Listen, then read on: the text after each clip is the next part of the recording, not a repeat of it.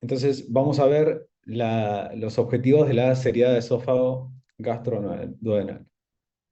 Los objetivos van a ser demostrar con la menor alteración posible si existen alteraciones en la deglución, en la morfología del esófago, del estómago, del antropíloro y del duodeno, si la evacuación gástrica es normal, si se produce reflujo gastroesofágico, y algo que es sumamente importante es que la posición anatómica de la unión yeyuno-duodenal o ángulo de Treitz, ahora lo vamos a ver, si es normal, y las primeras heces del yeyuno. Por lo general en pediatría van a ver que en adultos es normal que se pidan por separados, o una seriada esofágica, o una seriada esofagogástrica, o una seriada gastroduodenal sin evaluar el esófago. En pediatría se estudia todo. Y mientras más chiquititos son, por ejemplo, hoy hicimos un bebé de un mes,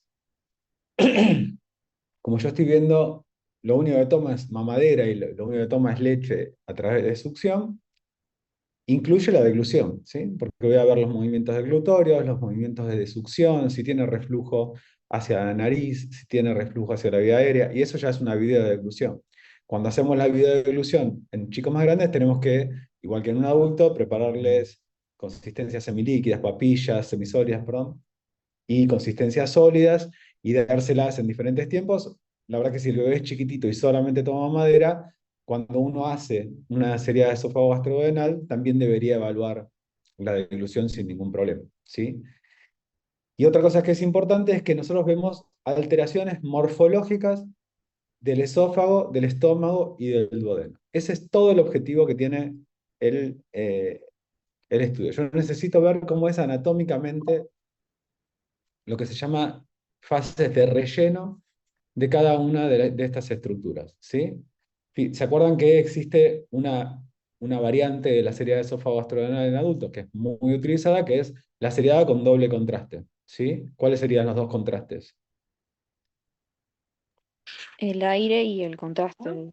El aire y el contraste. Le damos de tomar el contraste, a veces cuando apenas empiezan, le damos a muy poquito, y ahí nomás le damos para que tome el efervescente, y después sigue tomando el contraste después de haber tomado el efervescente, ¿sí? Le damos el efervescente para que se genere aire, y el aire, que es radiolúcido, nos genera un contraste entre lo que le dimos nosotros, que es el contraste, que es radioopaco, y el aire que le dimos. Eso que le estamos dando, que es el doble contraste, ¿para qué sirve específicamente? En un adulto? ¿Por qué se hace un doble contraste? ¿Qué información nos da?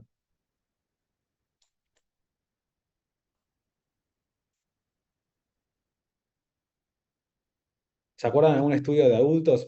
Pasa lo mismo con el colon, ¿eh? Cuando hacen un colon con doble contraste, ¿para qué servía el doble contraste? ¿Para qué le damos aire? Para estirar los pliegues. Perfecto. Es eso, es para estirar los pliegues y poder evaluar esos pliegues. Entonces lo que nosotros hacemos es evaluar no solamente la anatomía en el adulto, sino también la mucosa, ¿sí? Entonces si hay úlceras, si hay ulceraciones, si hay pólipos, si hay cáncer, claramente, que los cánceres pueden ser o de tipo ulceroso o de tipo polipoide, lo podemos ver a través de esos defectos de relleno y defectos de la mucosografía que le da el doble contraste. En pediatría eso no lo hacemos, ¿sí? Entonces es mucho más rápido, mucho más fácil. Solamente hacemos contraste simple, que es el bario que le vamos a tomar, o el contraste hidrosoluble, y solamente necesitamos ver las alteraciones morfológicas, ¿sí? Del esófago, del estómago y la posición del duodeno. Ahí termina todo el estudio, ¿sí? No hace falta hacer bulbo duodenal, bulbo con doble contraste, techo gástrico, todas esas fases que ustedes aprenden en el adulto, en el paciente pediátrico no hace falta estudiarlos. Y eso tiene que ver por cuáles son las causas, ¿sí? Y los motivos por los cuales se pide una seriedad de esófago gastroduodenal. Se pueden pedir dos grandes grupos. O síntomas digestivos, que es el bebé que, por ejemplo, el que vino hoy, que era un bebé de un mes y piquito, que era un lactante vomitador, ¿sí? Un chico que vomita mucho. O alguno que tiene dificultad para tragar o tiene dolor durante la ingestión, o pacientes, y acá es algo que por ahí a veces uno no lo sabe, pero los pacientes con síntomas respiratorios. Lo que estoy haciendo yo, por ejemplo, que es toser mientras estoy tomando mate, Eso es porque estoy trabando yerba, no porque tengo un problema respiratorio, pero hay chiquitos que tosen cuando comen. Las neumonías recurrentes, que les diría que es una de las causas, uno de los pedidos más frecuentes de seriedad de esófago gastrodenal, lactantes con crisis de apneas vinculadas a la estimulación. Dos temas. Las neumonías recurrentes son los chiquititos que tienen internaciones por neumonías o broncoespasmos a repetición. ¿Sí? Todos conocen, ¿no? Lo que es un broncoespasmo, una dificultad respiratoria de tipo expiratorio, no pueden sacar el aire, hacen ruido, se agitan, hay que darle los puffs de salbutamol. Por lo general son chiquitos que se enferman todo el invierno, que están internados con oxígeno. Y uno lo que está buscando básicamente ahí son dos cosas. Uno es ver si se aspira, ¿sí? Si tiene microaspiraciones, y la otra es si tiene reflujo, porque el reflujo gastroesofágico se relaciona con las crisis broncoobstructivas, ¿sí? Por un mecanismo reflejo desarrollan broncoespasmos, no porque se aspiren, sino porque tienen reflujo. No sé si ustedes tienen reflujo, pero el reflujo puede dar síntomas de dolor, síntomas de molestia, de pirosis, y también puede dar síntomas respiratorios, que uno por ahí no los tiene tan presentes. Y patologías poco frecuentes, como por ejemplo estridor por una compresión traqueal o demostración de otro tipo de compresiones. Pero en grandes grupos, los pacientes que vienen para hacerse un estudio esofágico con contraste esofagastro-duodenal, o son pacientes con alteraciones en el tracto digestivo o son pacientes de alteraciones con el tracto respiratorio.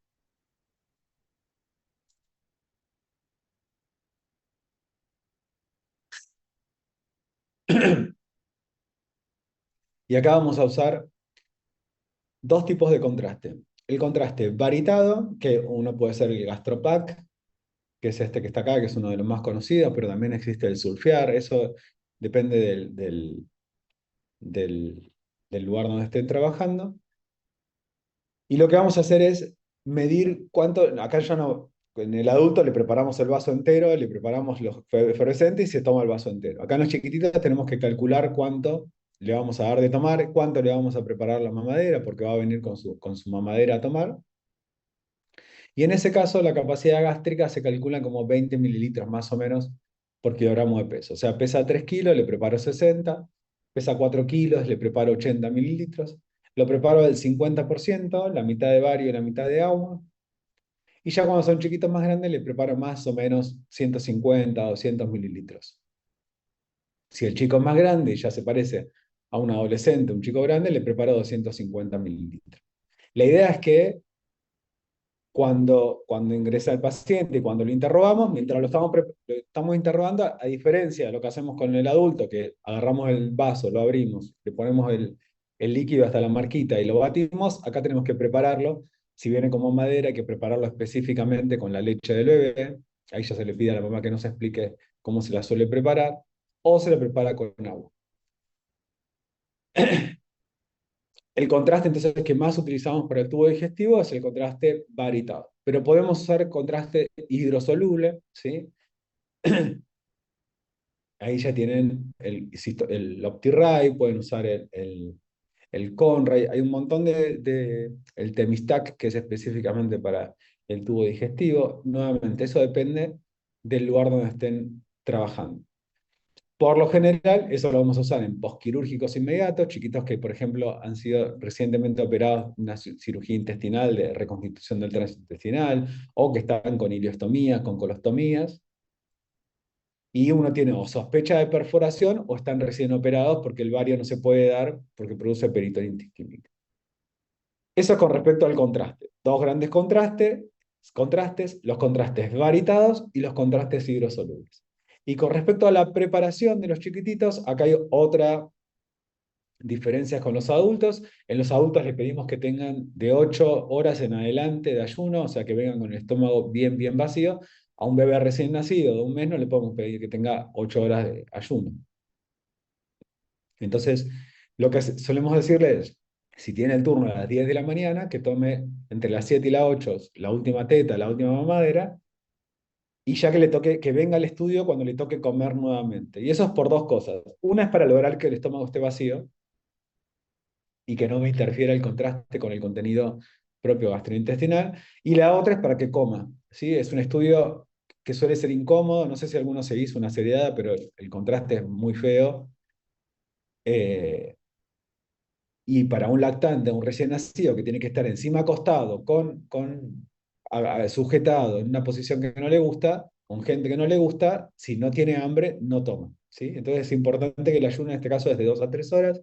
Si los niños son mayores a 1 año, más o menos se calcula 4 horas, y ya adolescentes le decimos que puede tener el intervalo que tiene un adulto. Pero ante cualquier duda, si a uno le preguntan, ¿tiene que tener ayuno? Sí, tiene que tener ayuno. ¿Y cuánto ayuno? Y lo que aguante el chiquitito. Si es un bebé será menos, si será un niño será entre 4 horas, y si será un chico más grande puede tolerar lo mismo que un adulto.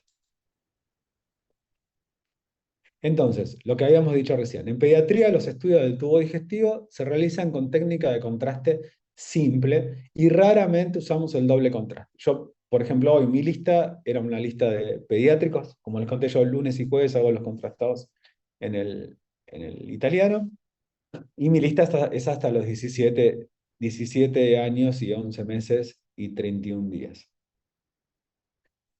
Si el paciente tiene 12, 13 años, es un poquitito más grande que un paciente pediátrico y entiende, ¿sí?, cuáles son las indicaciones para tomar un doble contraste, y la patología que estoy buscando es parecida a la patología del adulto, por ejemplo, gastritis, síntomas de gastritis o de esofagitis, ahí le puedo realizar el doble contraste. Si no, en términos generales, hacemos solamente la técnica del contraste simple. ¿Se acuerda qué indicaciones se le daba a un paciente cuando se le da el efervescente? ¿Qué le tiene que decir uno cuando uno le da que tome un poquito de contraste, o que tome el efervescente y después le da para que tome un poquitito de contraste? ¿Y qué indicaciones les da? Que no eructe. ¿Qué más? Si no quiere decirle que no eructe, uno le dice, no hables, no abra la boca, mantén todo el aire adentro de la boca y no hables, ¿sí? Imagínense a un chiquitito de 4 años que está a los gritos, que no quiere saber nada.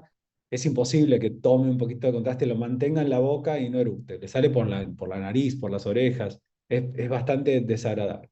Entonces, otra regla para tener en la cabeza. Me va a entender, pasa con los adultos mayores también, me va a entender lo que es mantener el contraste, perdón, el efervescente en la boca. Lo más probable es que un chiquito no lo entienda, no lo hago y no lo necesito, solamente le hago contraste simple. El material se administra acorde a la edad del paciente, y eso tiene que ver con la posición.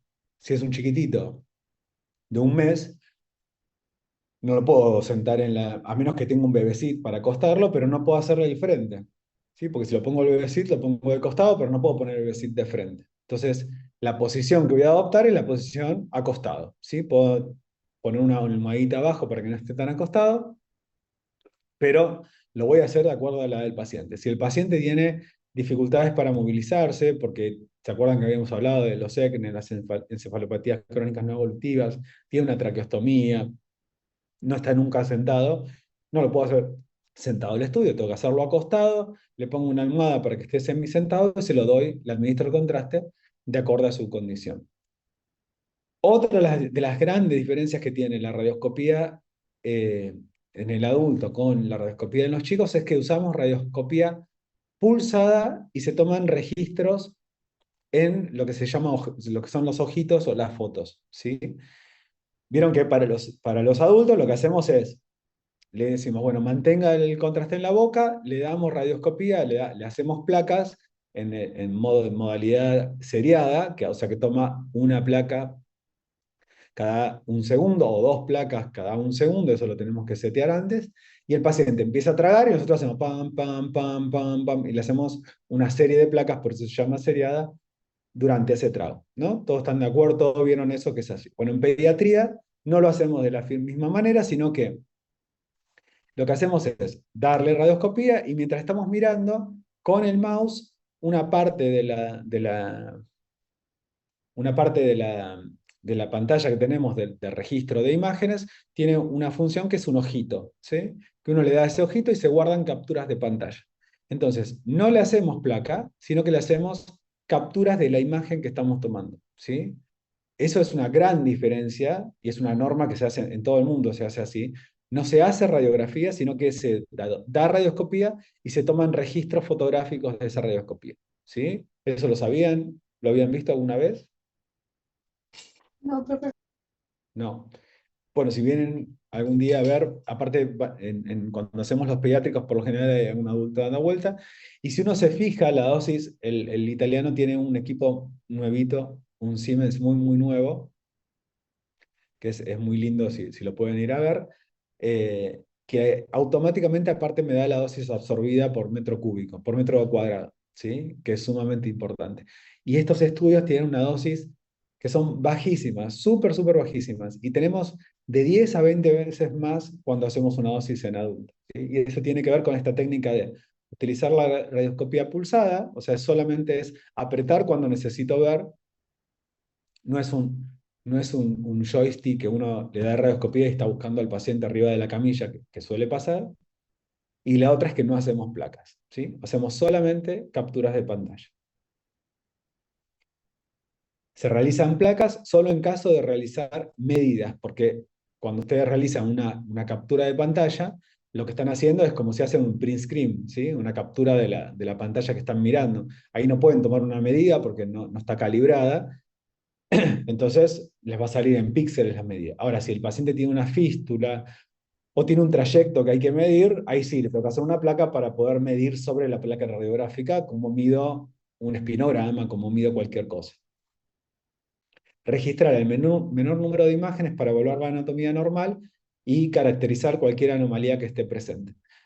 Dos grandes modalidades. En el hospital, por ejemplo, nosotros tenemos la radioscopía, tenemos radiología indirecta, radiología digital indirecta. Es decir, que tenemos chasis y mientras estamos haciendo el estudio, el residente y el técnico están cambiando los chasis, ¿sí? Y yendo a revelar, porque tampoco tenemos tantos chasis, tenemos 3 chasis de 30, entonces a lo sumo entran 2 imágenes por cada chasis. Cuando uno tiene la radiología directa y está directamente viendo las imágenes sin tener que revelar nada, revelar digitalmente, es mucho más rápido, pero en este caso que tenemos que interrumpir para sacar la placa, correr, ir al- donde depositamos los cassettes, hacemos el pasaje de la placa, volvemos, cambiamos la placa, es mucho más complicado y más un chiquitito que está llorando porque tiene hambre, se nos, eh, se nos complica un poquitito más.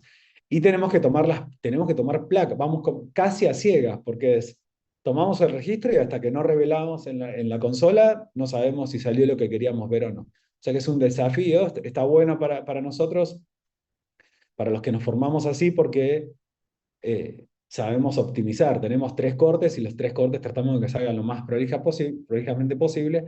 En cambio, cuando uno tiene radiología directa, que no tiene que revelar nada, para el técnico es mucho más fácil también, eh, puede hacer 100 imágenes, que no pasa nada, en alguno va a captar lo que quería captar. Entonces, nosotros llamamos protocolo de fotografiado, ¿sí? No es un protocolo radiológico, no es que tenemos placas para sacar, sino que hacemos fotografías. Tómenlo como print screen, porque son print screen, son capturas de pantalla. Entonces, por ejemplo, la previa la hacemos solamente si tiene antecedentes quirúrgicos. Esa es otra diferencia con adultos que siempre se hacen previos. Tomamos un esófago frente, un esófago perfil, hacemos las maniobras para misión gastroesofágica, ahora lo vamos a ver a cada uno de estos, un marco duodenal y buscamos reflujo. Ahí se termina el estudio, ¿sí? Es súper cortito si colabora el paciente. Entonces, fíjense, hacemos el esófago y perfil, el frente y el perfil, comenzamos por perfil, el paciente tiene que estar derechito, no se debe mover cuando uno le alcanza la mamadera,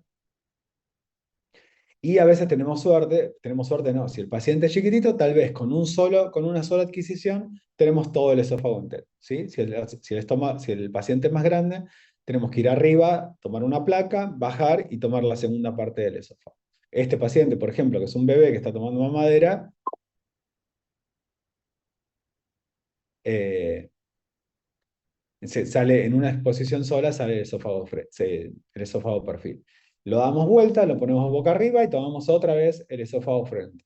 Fíjense que lo único que necesito ver son los bordes del esófago, ¿sí? Van a ver que ahí existen muescas vasculares, cruces vasculares, arterias que salen de un lado que deberían salir de otro, y lo que pueden hacer es provocar una obstrucción en el esófago.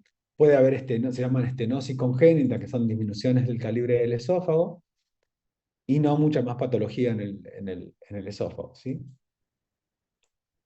Después se va a poner boca abajo, que es la posición de nadador o posición de Shaul. Se pone como Superman, pero boca abajo, es una oblicua izquierda, una oblicua derecha, perdón. Y lo que hacemos es fotografiar o constatar la entrada de contraste en el techo gástrico y evidenciar si hay alguna hernia hiatal, ¿sí? Hernia hiatal es el pasaje del techo del estómago a través del diafragma hacia el tórax. Una vez que hicimos frente, perfil, tomamos el paciente sigue tomando, pero esta vez boca abajo con la posición de nadador, hacemos una oblicua, lo ponemos nuevamente boca arriba y tomamos lo que se llama marco duodenal, ¿sí? Que es el duodeno con su bulbo, la primera porción, la segunda porción que desciende a la derecha de la columna, la tercera porción que cruza por delante de la columna, y la cuarta porción que es el ángulo de Treitz o la unión duodeno-yeyunal, que es a la izquierda de la columna. Esto debe estar siempre presente, ¿sí? Van a ver que en los adultos son muy estrictos con lo que tiene que ver con el bulbo duodenal, con que salga bien, con que salga el doble contraste, que se vea bien distendido. Es muy difícil técnicamente de hacer. En los pacientes pediátricos, sí o sí tiene que estar constatada la unión yeyuno-duodenal, ¿sí? Entonces, el perfil demuestra la posición retroperitoneal normal del duodeno, ¿sí? El duodeno debe estar así, si no está mal rotado. Y se ve la posición entonces del ángulo de Treitz, que es, y esto tienen que saberlo de memoria, es a la izquierda de la columna y a la altura del bulbo duodenal. A la izquierda de la columna y a la altura del bulbo duodenal. El pasaje distal lo esperamos un ratito y vemos cómo se distribuye el resto del contraste, ¿sí? Que tomó. Todavía le queda contraste en el estómago, pero empieza a tener contraste en las primeras alzas yeyunales que están ubicadas a la izquierda de la columna. Una vez que terminé de evaluar todo eso, esófago frente, esófago perfil, unión gastroduodenal, marco de Treitz o ángulo de Treitz, le busco reflujo, ¿sí? Para eso hay diferentes técnicas y depende también de la edad del paciente. Lo que hago es provocárselo yo con alguna maniobra, que puede ser o girarlo sobre la camilla para un lado y para el otro mientras lo estoy mirando, o decirle que se siente, que se vuelva a acostar, que haga tipo abdominales, ¿sí? ¿Pero es el médico o el radiólogo? Eso depende. Yo, por ejemplo, cuando era residente, trabajaba en un centro donde yo ni siquiera estaba en el estudio. El radiólogo me traía, el técnico, me traía las placas ya del estudio hecho, o de la deglución hecha, y yo evaluaba las placas solamente. Era alguien que tenía mucha experiencia en el estudio, entonces él se encargaba de hacer el estudio.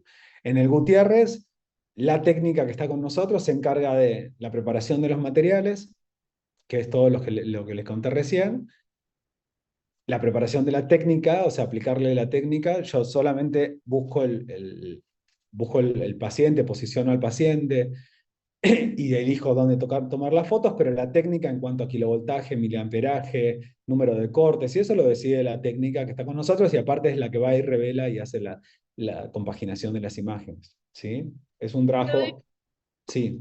no, preguntaba tipo esto de voltear al paciente y eso, las técnicas para que haga recrear el reflujo.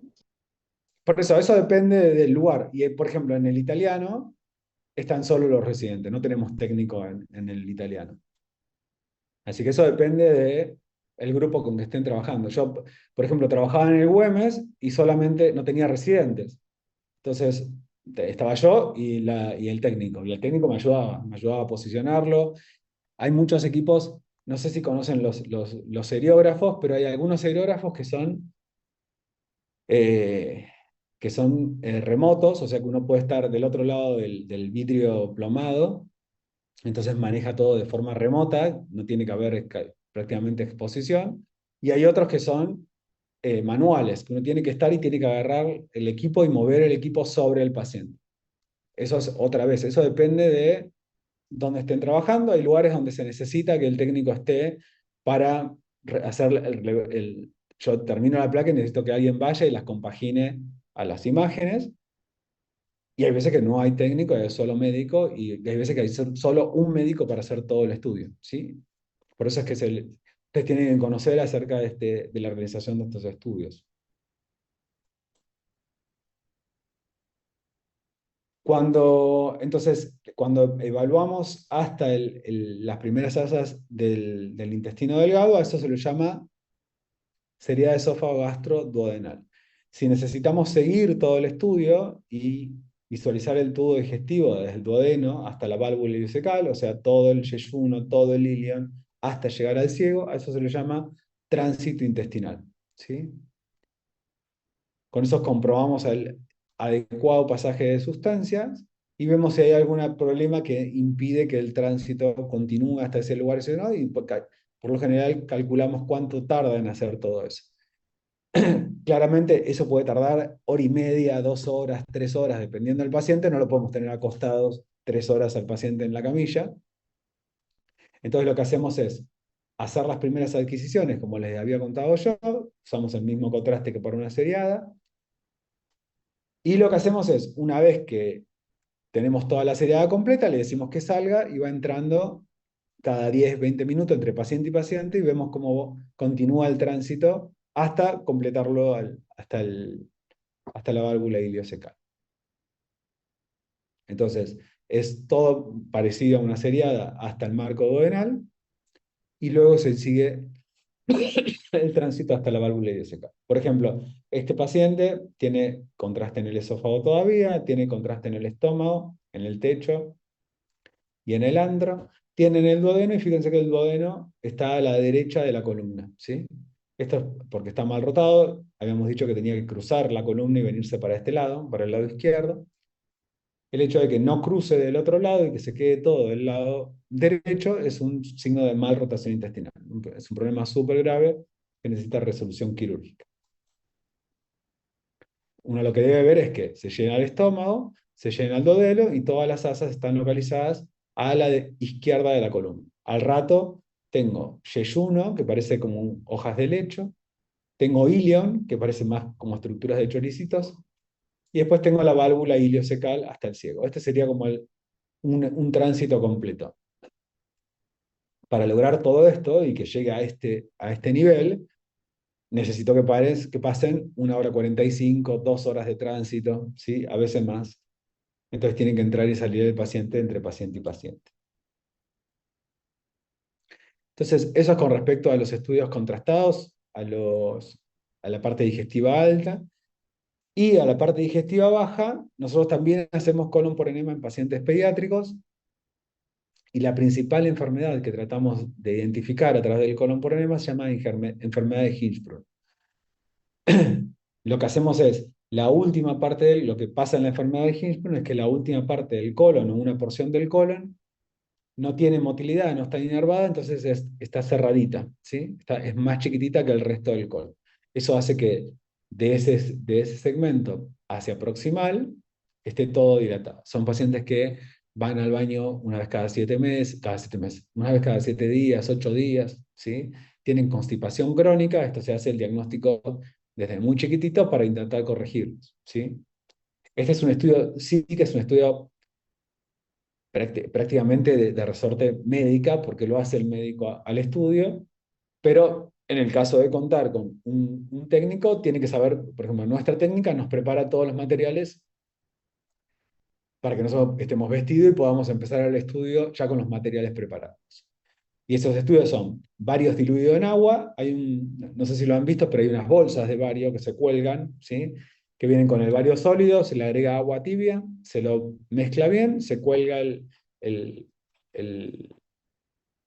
el blister, es un blister de medio litro, que se cuelga de un soporte, de un pie de suero, y se lo pasa a través de unas cánulas y de sondas Foley y de jeringas de determinada manera. Esto sí lo hace el médico, y acá sí hay que sostener al paciente mientras se le coloca una sonda en el recto y se pasa el contraste. Es un estudio sumamente molesto para el paciente porque le dan ganas de ir al baño. Si son bebés, por lo general cuando empieza el estudio Eh, se hace caca. Sí, Una consulta, en este sí, caso, ¿el bebé, el paciente está despierto o está anestesiado? siempre, siempre despierto. No hay, ninguno Ay, de qué estos horror. estudios se hace anestesiado. Cuando estos estudios también se hacen en quirófano, que nuevamente, si son técnicos de quirófano, los van a poder ver, y se hacen previo a cirugías, ¿sí? Entonces, por ejemplo, antes de reconstruir el tránsito, nosotros teníamos un paciente hoy en particular de 17 años que venía a hacerse un colon por enema con contraste hidrosoluble previo a una cirugía que va a tener mañana. Por problemas administrativos no se pudo hacer, por la obra social no lo autorizó, se va a operar mañana, entonces se lo va a hacer intraoperatorio al estudio. Entonces, en ese caso sí, va a estar dormido. Ay, perdón, se me pican ahí. Se lo va a poner de costado y se hace todo el estudio con el paciente dormido, un paciente de 17 años. Pero es un es un estudio que se hace ambulatorio, ¿sí? Este y la cisturetro que vamos a ver en un ratito. Entonces lo que hacemos es tomarle una placa previa, que es la que vemos acá, a la derecha, donde podemos ver que hay una gran distensión aérea de todo el marco colónico. Esto es una placa típica de un paciente constipado con enfermedad de Hirschsprung. Y este colon se hace de costado. Se pone al paciente de costadito, se le pone la cánula. Imagínense lo que es un paciente de 10 meses, intentar que se quede de costado, firme, mientras yo le estoy poniendo una sonda y le estoy distendiendo con contraste, ¿sí? Se mueve, llora, hace fuerza y se hace caca, y entonces se hace caca con todo el contraste. Hay que limpiarlo todo, cambiar todo y empezar todo de vuelta. Eso se puede hacer 2, 3, 4 veces hasta que uno logra pintar todo el recto y el sigma sin que el paciente, sin que se mueva y sin que se elimine el contraste. Por lo general, a las 24 o 48 horas se le pide una placa de nuevo. Este es nuevamente, esto pasa mucho, que al otro día le llega al técnico un estudio que dice un abdomen de frente en un paciente que necesita el control a las 24 horas de haberse realizado un colon por enema. Esto es importante de saber que en este caso el abdomen de frente es acostado, no es de pie, ¿sí? Porque todo el estudio se hace de acostado y los controles se hacen en la misma posición, porque una cosa es tener el aire dispuesta así con el paciente acostado y una otra cosa es que se pare. Cuando se para, el aire se dispone de una manera completamente diferente. Si estoy viendo placas porque el paciente está obstruido, porque tiene dolor abdominal, lo que sea, donde necesito ver niveles hidroaéreos, ahí sí se la voy a pedir de frente. Como ustedes conocen, el abdomen, la RX de abdomen típica de frente, en paciente de pie. Si el paciente es un colon por enema, lo mismo que si es un tránsito de marcadores colónicos, que es otro estudio que se hace mucho en adultos y se hace en el hospital también, todos esos estudios que se hicieron acostados, el control se hace acostado, ¿sí? Igual eso yo suelo aclararlo, que el control de la RX de abdomen sea en decúbito dorsal, acostado. Vamos a sacar algunas mediciones, pero lo más importante es que quede bien identificado cuál es el recto y cuál es el sigma.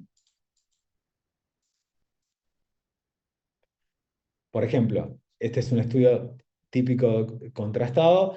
En este, por ejemplo, fíjense que tiene contraste en todo el marco colónico, en el ascendente, en el transverso, en el descendente, y tiene contraste en el sigma, ¿sí? Y en el colon descendente. Esta es una de las 24 horas de comenzado el estudio, se hace un control y ven como el calibre del colon distal es mucho más chiquito que el calibre del resto del colon. Esto es un colon, se llama gangliónico, es un colon que está completamente contraído constantemente porque le falta las células que produzcan la relajación, y es la enfermedad de Hirschsprung, ¿sí? Esa es como Cuando hacemos la seriada, la enfermedad miedo o la enfermedad que siempre buscamos es la malrotación intestinal. Cuando hacemos colon, la enfermedad que tratamos de identificar es la enfermedad de Hirschsprung, ¿sí? Estas son diferentes imágenes de lo mismo. Un recto bien chiquitito, ¿sí? Un sigma chiquitito y un recto proximal, perdón, un colon hacia proximal dilatado y con materia fecal. Esto es lo mismo, ¿sí? Un sigma súper chiquitito y un descendente un poquitito más grande. Eso es bien, bien típico. Ustedes piensen que es al revés, porque la materia fecal se acumula en el recto, entonces siempre está el recto más dilatado y el colon más chiquitito. Acá es al revés, está el colon, el recto chiquitito y el resto del colon está más grande.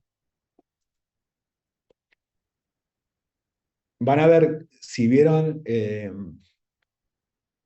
el colon por enema de adulto y cómo se hace el colon por enema de adulto, es completamente diferente porque se usa una bolsa, es la cánula que viene con la misma bolsa, que es una cánula grande así, súper gruesa, es muy incómoda, y se hace también doble contraste, ¿sí?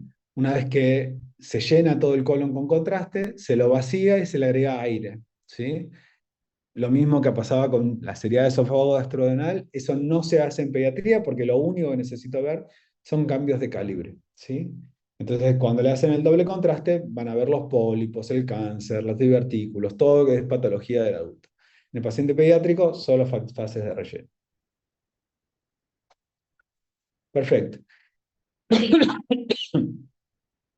Otro de los estudios contrastados que usamos en pacientes pediátricos es la cistouretrografía miccional. Estos son los que son urológicos, ¿sí? Y dentro de la cistouretrografía miccional,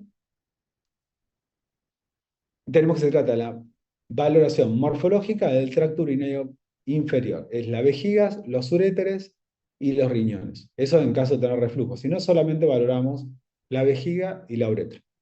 La causa por la cual se la pide son las infecciones urinarias a repetición. Esa es la causa más frecuente lejos del pedido de cistouretrografía miccional.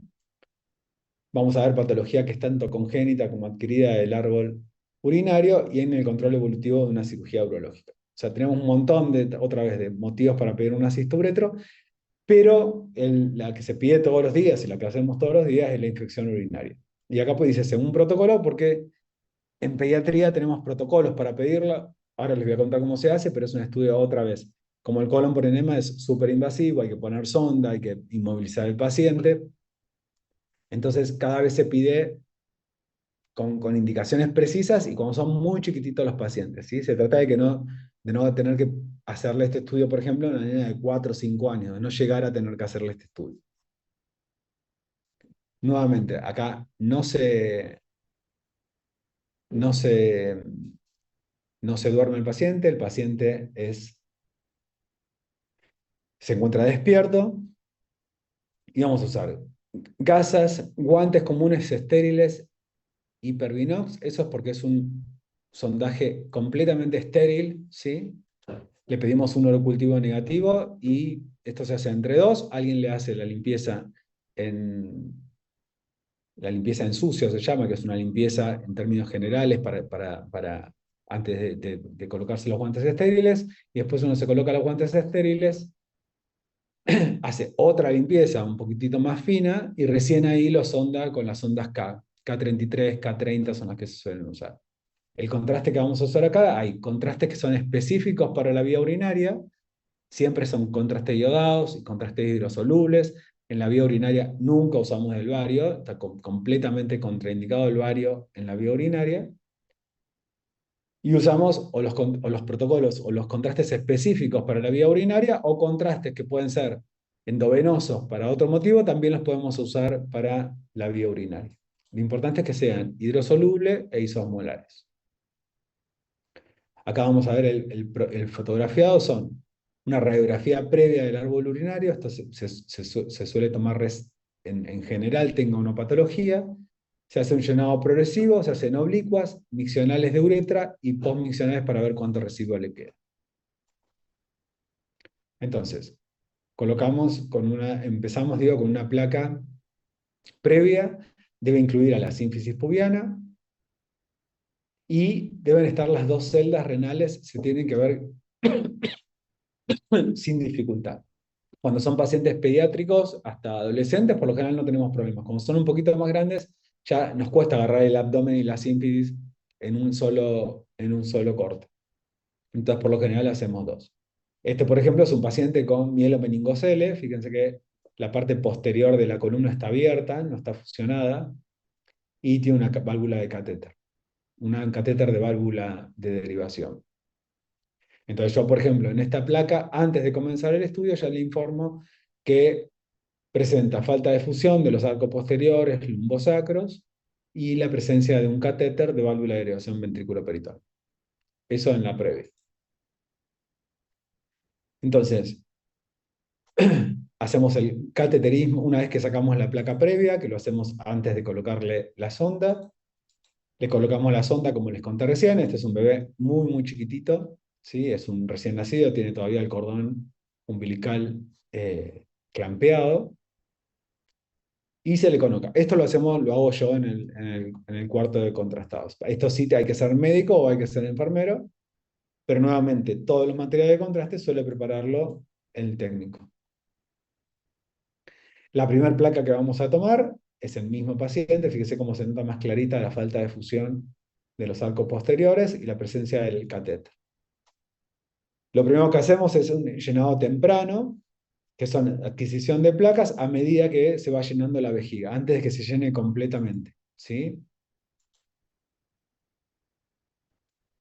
Una vez que tenemos el llenado de la vejiga, vamos a identificar si hay o no hay reflujo. Por ejemplo, acá hay un reflujo del lado izquierdo, ¿sí? Se empieza a tener el uréter del lado izquierdo. Si lo doy vuelta y lo oblicuo un poquitito, puedo ver de que aparte tiene un divertículo, ¿sí? Por detrás de la vejiga, que es la que le causa el reflujo, ¿sí? Estos uréteres, si no hay reflujo, yo no debería verlo. Debería ver que la vejiga se represiona de manera habitual y hace pis. Entonces pongo vejiga de paredes lisas, regulares, tamaño conservado, con micción normal, uretra normal y no presenta reflujo. Si presenta reflujo, como en este caso, tengo que graduarlo y decirle, bueno, tiene reflujo grado 1, grado 2, hablemos de un dibujito para que vean cómo graduamos el reflujo. Este es el dibujito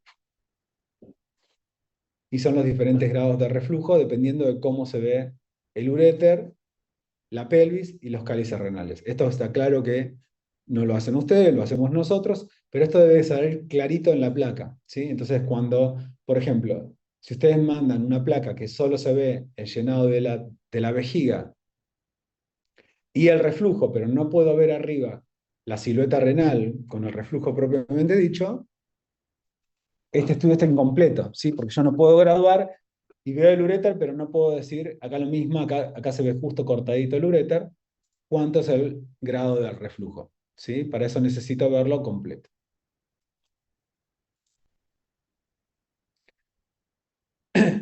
Una vez que registré el reflujo, si es un paciente grande, le voy a pedir que haga pis. Si es un paciente chiquitito, tengo que esperar a que haga pis, ¿sí? Es un paciente que ya, como les conté recién, no está dormido, está acostado, le represiono la vejiga, en un momento va a tener ganas de hacer pis y va a hacer pis. Si es un varón, hay que tenerlo un poquitito de costado para poder ver toda la uretra mientras esté haciendo pis. Cuando son adultos, esto es fácil porque ustedes le llenan la vejiga, el paciente se aguanta, ustedes lo colocan de pie de vuelta, le ponen un tachito de costado, que se sostenga él el tachito de costado en caso de ser un varón. Si es una mujer, se pone un tachito entre las piernas y hace pis, ¿sí? No tiene mucho, es incómodo, claramente es un estudio muy incómodo para hacer, pero se suele hacer sin problema.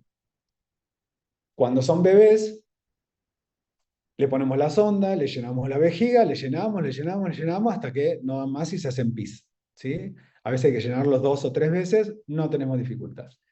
Cuando el chiquito tiene entre 3 y 4 años, le pongo la sonda, lo tuve que sostener mucho, empiezo a llenar la vejiga y cuando tiene la capacidad para hacer pis, el chico no hace pis, ¿sí? Lo más frecuente es que no haga pis, que no quiere hacer pis. Uno le insiste, le grita que haga pis, lo amenaza, le dice que se van a ir los padres, que nadie lo quiere, que haga pis, por favor, que haga pis, porque si no hace pis no nos podemos ir y podemos estar 1 hora con el chico adentro de la sala de rayos esperando que haga pis para poder registrar la micción en ese momento y registrar la uretra. A veces es sumamente importante y hay que hacer lo imposible. Se le tira agua encima, se le pone agua en los pies, se apaga la luz, lo que se aprieta un poco la panza, ¿sí? Pero si son pacientes de 3 4 años y ya controlan los esfínteres, es una fase muy difícil de hacer. En esta vamos a registrar la uretra y vamos a registrar las características de la uretra, el tamaño, que no tenga anomalías en el calibre, etc. Perfecto. Esos son los contrastados en pediatría. Llevamos justito una hora. Eh, Nuevamente, si tienen posibilidad los que son de acá de Buenos Aires, vi que algunos son del interior.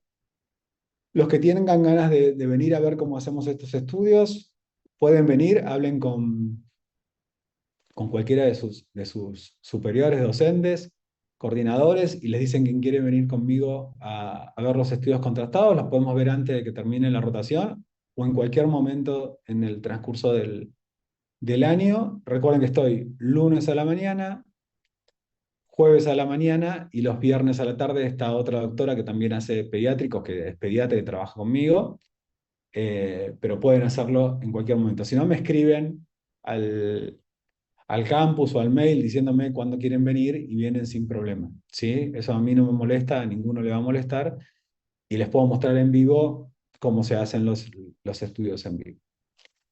¿Alguna pregunta? ¿Dudas?